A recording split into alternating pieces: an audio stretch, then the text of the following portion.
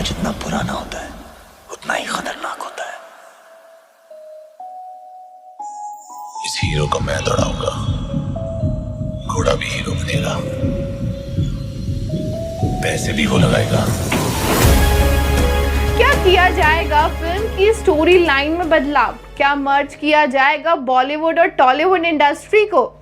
Hello दोस्तों, आप सभी का पॉलीग्लास स्टूडियोज में स्वागत है। मैं हूं आपकी होस्ट एंड दोस्त कनिष्का और मैं आपके लिए लेकर आई हूं रेस 4 से जुड़ी कई सारी अमेजिंग बातें जिनको जानकर आपका दिल पक्का खुश हो जाएगा। तो बिना किसी भी देरी के लाइक कीजिए हमारे इस वीडियो को।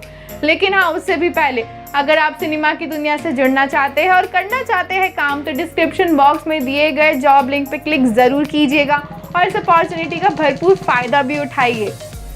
सारे न्यूज़ चैनल पर चल रहा था सिर्फ एक ही नाम, राज मल्होत्रा का, कि कैसे वो बन चुका है आज पूरी दुनिया का सबसे ज़्यादा अमीर इंसान।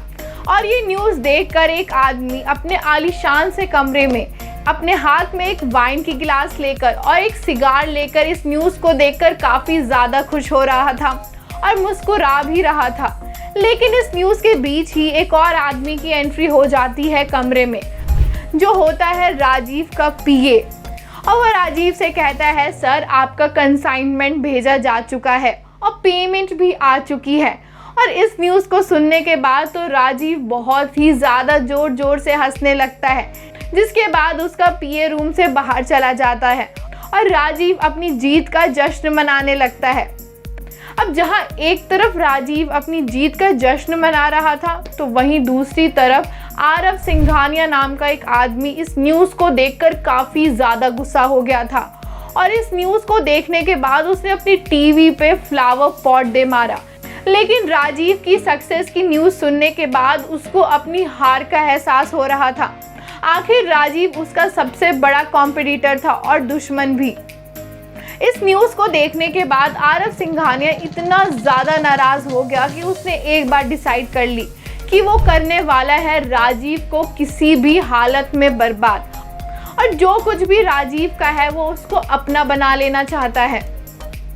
फिर उसी रात दिखाया जाता है राजीव के बेडरूम का सीन, जिसमें वो अपने बेड पर सो रहा होता है, लेकिन वो नींद में काफ़ी ज़्यादा घबराया हुआ होता है क्योंकि उसको सपने में एक बहुत ही अधूरे से विजन्स दिखाई दे रहे थे।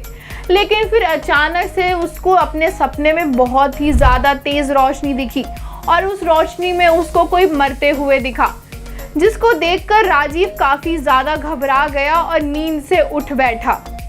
अब इतना बुरा सपना देखने के बाद राजीव अपने बेड से उठकर अपने बार सेक्शन में चला गया, जहां पर उसने अपने गिलास में वाइन डाली। वो ये सब कर ही रहा था कि एक आदमी की एंट्री हो गई उसके रूम में। वो आदमी कुछ बुढ़ा सा था। उस आदमी को राजीव अपना मेंटोर मानता था। वो आदमी राजीव का अंकल था। वो काफ़ी ज़्यादा इज्जत करता था उनकी। राजीव को ऐसे घबराया हुआ देखकर उसके अंकल समझ गए कि कुछ तो बात है और उन्होंने पूछा राजीव से एक सवाल कि क्या तुमने फिर से वही सपना देखा? इस सपने को टालते हुए राजीव ने अपने अंकल को एक ड्रिंक ऑफर की, लेकिन उसके अंकल ने फिर भी राजीव से कहा कि तुम एक बार में ये सब कुछ ख़त्म क्यों नहीं कर देते? आखिर कब तक अपने पास्ट में जीते रहोगे? ये बात सुनने के बाद राजीव ने अपने अंकल की तरफ देखा और धीरे से कहा कि ऐसा कभी नहीं हो सकता।